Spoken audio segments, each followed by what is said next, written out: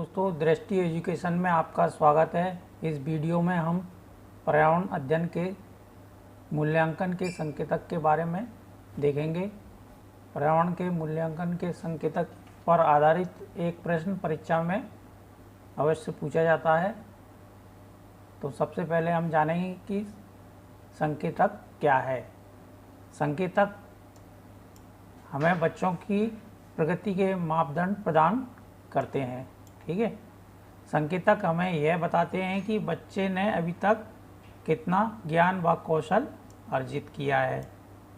साथ ही संकेतक हमें यह भी बताते हैं कि बच्चे की प्रगति की दिशा क्या है।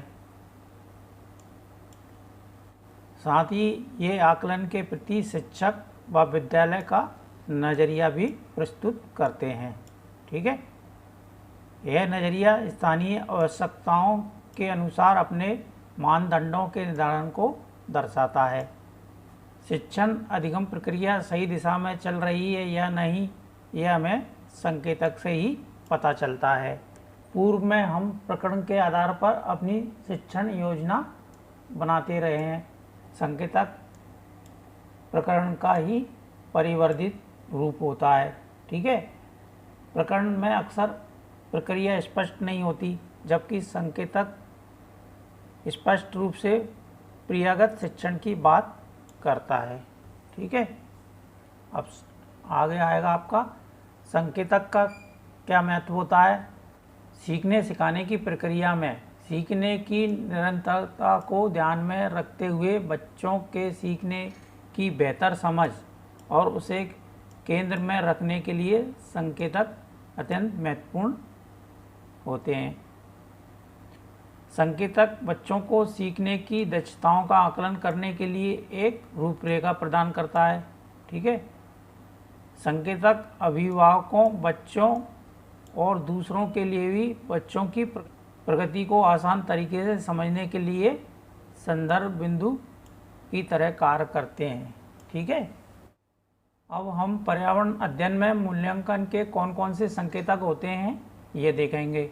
तो पर्यावरण अध्ययन के मूल्यांकन के कुल 10 संकेतक होते हैं। इनमें पहला है अवलोकन और रिपोर्ट करना।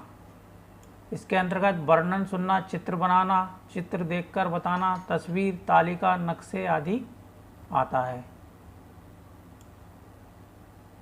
और अगला है चर्चा करना। इसके अंतर्गत सुनना, बोलना, अपनी राय देना, दूसरों की राय पूछना आदि शामिल होते हैं। तीसरा है अभिव्यक्ति। चित्र द्वारा, हावभाव से, सृजनात्मक लेखन, हाथों से बनाकर अभिव्यक्ति को दर्शाया जाता है। अगला है व्याख्या।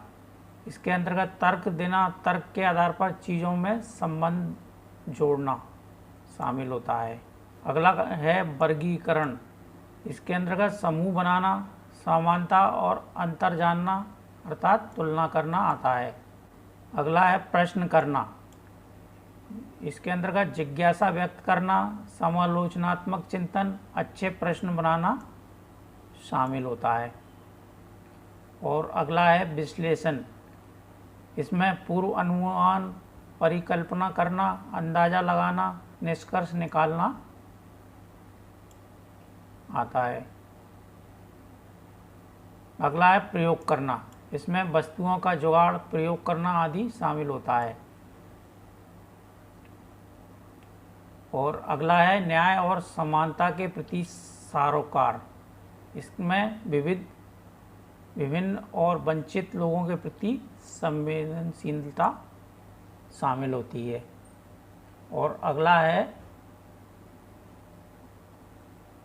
सहभागिता। इसमें जिम्मेदारी लेना और पहल करना, साथ मिलकर काम करना सीखना आदि आता है। अब परीक्षा में किस तरह का प्रश्न पूछा जाता है ये देखेंगे। इसमें एक प्रश्न आया है, निम्नलिखित में से क्या पर्यावरण अध्ययन में आकलन के लिए संकेतक नहीं होना चाहिए। तो इसके लिए पहला ऑप्शन है प्रश्न पूछना, न्याय और समानता के प्रति सरोकार, तीसरा है सहभागिता और चौथा है याद करना।